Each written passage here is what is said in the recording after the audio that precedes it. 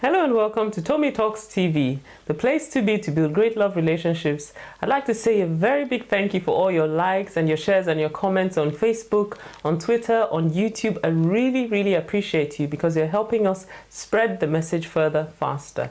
So thanks a lot for that. Now today I'm going to be taking one of your questions and it goes like this.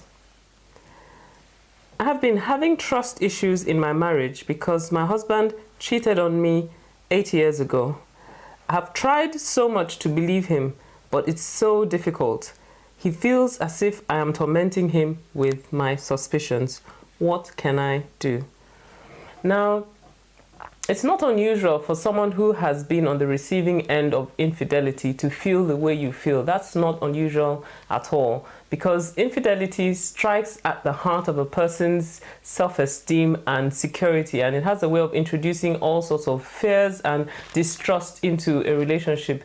Now, the fact that you have chosen to stay in your marriage tells me that you have chosen to forgive your husband. So I'd like to commend you for making that decision, because forgiveness is such a beautiful thing.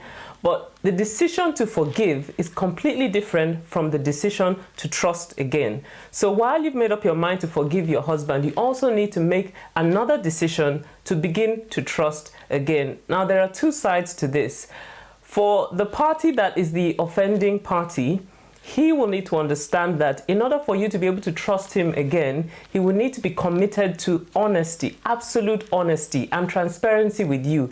He will need to be prepared to cut off any risk factors that linked him to the previous affair, or anything at all that could connect him or lead him down the path of infidelity again. So transparency and honesty is crucial on that side. But on the other hand, on your side, you need to realize that, there's a tendency when someone has been a victim of infidelity to adopt hypervigilant behavior. So you begin to do detective work. You're checking his mobile phone, you're checking his browsing history on his laptop, you're checking his pockets, checking his bags, to look for signs of repeat infidelity, or maybe you connect all sorts of unconnected issues and just assume that infidelity is about to happen again. So at some stage in your life, you've got to make up your mind that no matter how much detective work you do, you cannot protect yourself from betrayal. At one stage, you've got to just make up your mind to just